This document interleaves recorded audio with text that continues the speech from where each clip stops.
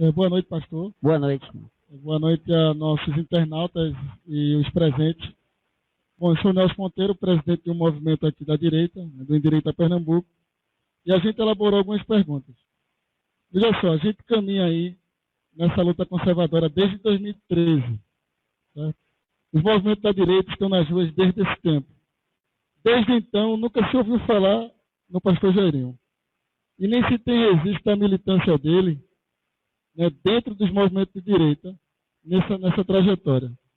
Em 2018, como o senhor já citou, né, estava na rede, o partido da Marina Silva, e apoiou ela aí. E mesmo no segundo turno, não teve aquele apoio direto, explícito, na imprensa, certo? Ao então presidente da República, Jair Bolsonaro. Né? Sabendo disso, certo? Que Bolsonaro teve 436 mil votos aqui na cidade do Recife, como é que o senhor vai convencer esse público conservador de que é a melhor opção sem soar como oportunismo? Com tranquilidade que eu tenho de falar com todos vocês. Primeiro, eu fui candidato ao Senado, todos vocês sabem. Quando você fala desde 2003, mas nessa época de 2013, eu não estava em Recife. Eu era presidente das Assembleias de Deus em Campinas, São Paulo, e também participava do ministério do pastor Silas Malafaia, que fiquei por onde 10 anos, depois de ser promovido pela convenção para assumir a igreja de Campinas. No período do segundo turno das eleições, quando eu perdi a eleição, né, eu, juntamente com algumas outras pessoas que estavam no partido, declaramos voto e votamos em Jair Messias Bolsonaro. Só que eu não tinha nenhuma ligação.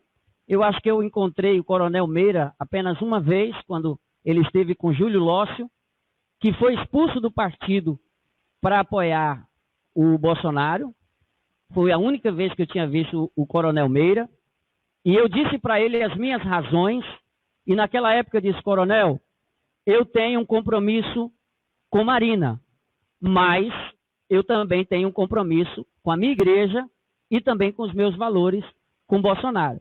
E estive com o presidente Bolsonaro o ano passado, lá no Palácio do Planalto, e disse para ele tudo o que eu estou dizendo a vocês.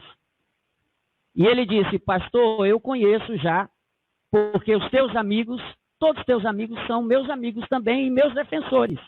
Citei a eles Antônio de Paula, Marco Feliciano, pastor Silas Malafaia e tantos outros. Agora, não significa dizer que eu estou com a bandeira, eu estou na rua, que eu sou bolsonarista ou não. Eu posso dar apoio ao presidente Bolsonaro, até porque quando eu perdi as eleições, foi um tumulto aqui. Mas eu tive a tranquilidade de não apoiar nem o governo que estava aí. E me ofereceram tanta coisa, porque você sabe que 200 mil votos vale muito. Mas eu não tenho um cargo e nunca tive em nenhum desses governos aí. Graças a Deus até hoje. Então eu sou um cara que eu não coloquei o meu oportunismo.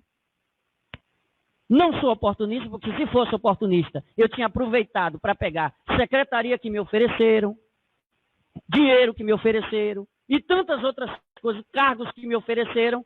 E hoje eu vivo desde a eleição somente com os meus direitos autorais e a minha esposa, que é funcionária pública do Ministério Público Federal. Resolvemos viver honestamente, dignamente, com pouco que temos, mas com dignidade, porque eu não sou oportunista. Em entrevista ao G1, né, quando o senhor então era candidato ao Senado, o senhor tinha declarado aí que a redução da maioridade penal não era a solução, deixando a entender, né, que tinha uma opinião contrária a esse ponto de vista conservador. O senhor é a favor ou é contra a redução da maioridade penal e justifica? Deixa eu responder para você. Naquela ocasião, porque as pessoas pegam um texto isolado para entender o contexto. O repórter do G1 estava querendo saber que, como candidato a senador da República, que é o cargo mais importante da República, até porque são 8 anos de mandato, ele estava querendo saber porque estava sendo votado naquele período a redução da maioridade penal. E a pergunta dele foi essa: o senhor acha que todas as soluções dos problemas estão na redução da maioridade penal? Eu respondi que não. Aí as pessoas pegam isso e querem transformar da resposta como se eu dissesse que eu sou contra a diminuição da maioridade penal. Os moleques aí de 14 anos estão matando, 15 anos. O crime organizado está pegando esse pessoal de menor para cometer crime. Não recupera ninguém. Não recupera ninguém. Agora, eu disse que eu sou a favor de políticas públicas para que nós, junto como sociedade e poder executivo, legislativo, possamos encontrar saídas de políticas públicas contra as drogas para resgatar esse jovem.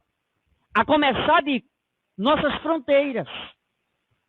E eu quero abrir um parêntese. Nunca houve apreensão de drogas no Brasil como neste governo está tendo. Nunca houve. Até porque todos esses camaradas aí que são esquerdistas, eles querem a droga da mão, um bando de maconheiro.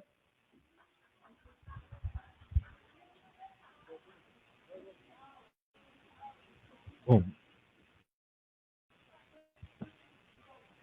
Boa noite a todos. Boa noite, pastor Zerinho. Boa noite. Obrigado por ter vindo e aceito o nosso convite. Boa noite à plateia, boa noite aos internautas que estão nos presenciando, nos prestigiando esta noite.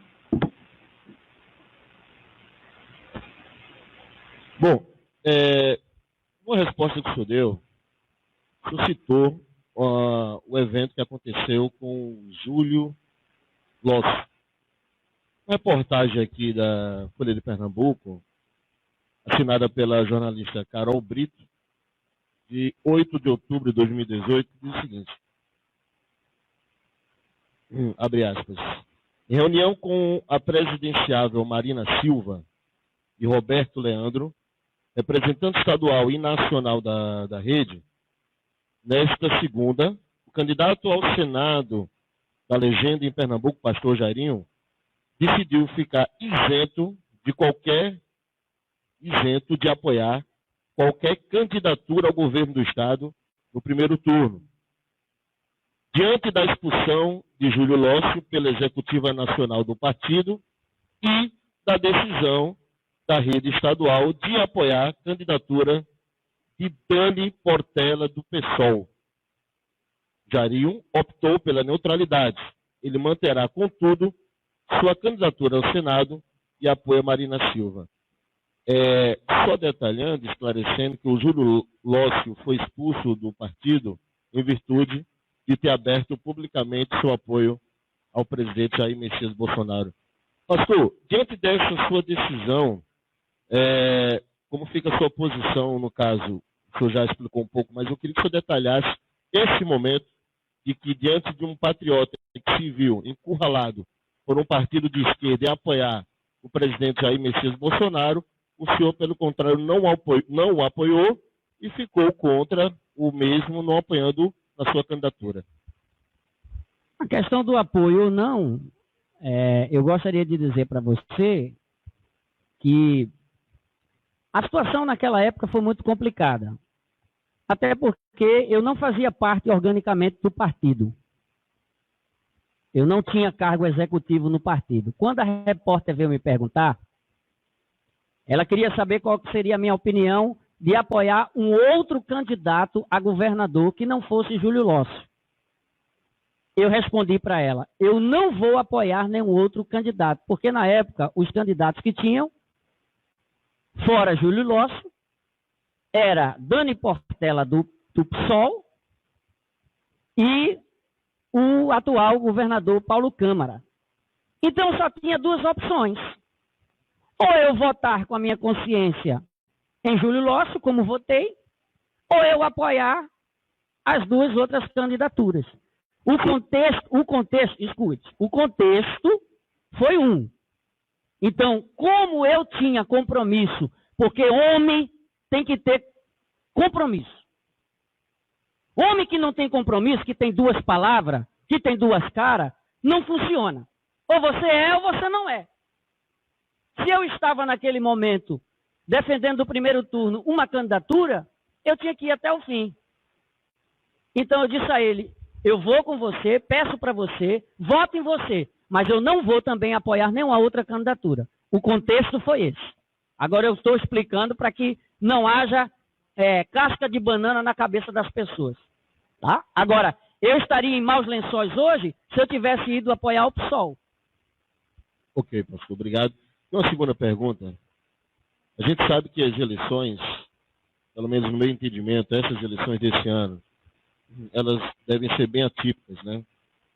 Nós temos, pela primeira vez na história, um presidente que é de direita e fazendo, para nós, um belíssimo governo.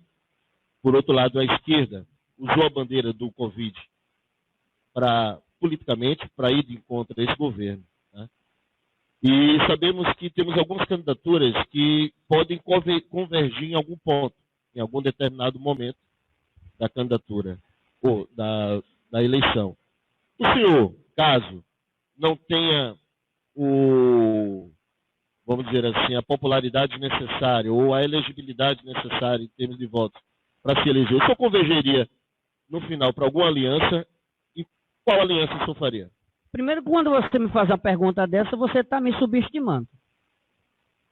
Se você diz para mim que eu não tenho condições de chegar, Vossa Excelência está me subestimando. Vossa Excelência tem que entender que nós somos só cristãos aqui, quase 800 mil eleitores cristãos. É importante lembrar disso. Segunda coisa, em uma convergência política para um apoio ao segundo turno, nós que somos contra o PSB temos que estar unidos. Por isso que eu não entro em debate de desconstrução de nenhum pré-candidato. Eu não vou para esse nível. Aliás, eu sou o único pré-candidato que tem um bom relacionamento com todos que foram convidados para cá. Eu converso e tenho respeito de Feitosa, converso e tenho respeito de Mendonça, converso e tenho respeito de Daniel Coelho, converso e tenho respeito da Patrícia Domingos, converso e tenho respeito do Marco Aurélio. Porque se a gente ficar se degladiando entre si, a gente não vai a lugar nenhuma, coisa nenhuma. Nós temos que manter o nível de respeito e saber que a nossa principal guerra, gente, não é contra A, B ou C que está fazendo uma pré-campanha para se viabilizar politicamente. Nós temos dois inimigos, PSB e PT. 30 segundos, pastor. Esses são os nossos maiores inimigos. Agora, eu não vou partir para uma pré-candidatura ou uma candidatura desconstruindo pessoas. Eu não estou nesse nível e não vou entrar por esse nível.